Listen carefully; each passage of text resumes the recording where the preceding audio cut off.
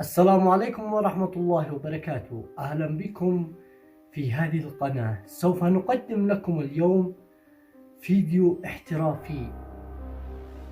هنا الذكاء. إن استطعت فك هذه الخدعة فلتكتب لنا في التعليقات ونشكرك لتفاعلك معنا. هذا الفيديو يتكلم عن أصفاد. هذه الأصفاد عبارة عن أصفاد للأيدي مقبلة في وسطها حلقة حديدية. هذه الحلقة من واجبك أن ماذا تعمل؟ إخراجها من بين الأصفاد. ما بين الأصفاد سلسلة. هذه السلسلة أراد أن يحاول أن يفك منها فلم يستطع، فعمل حركة موهوبة وجميلة.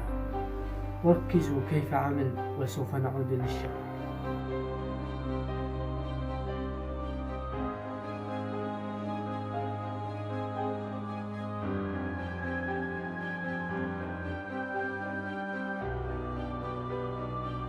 حاول إخراج الحلقة من بين الصفط الأول الأيمن، لم يستطع. حاول إخراجها من الصفط الآخر، لم يستطع، لأن الحلقة أصغر من الصفر فلا يستطيع إخراجها.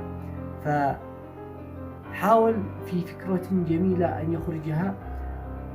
ماذا عمل؟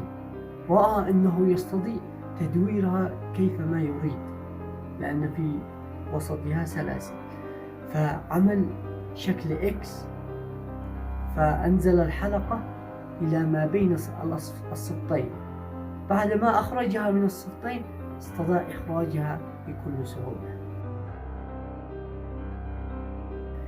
فأرجو من استطاع تطبيقها أن يكلمنا في التعليقات.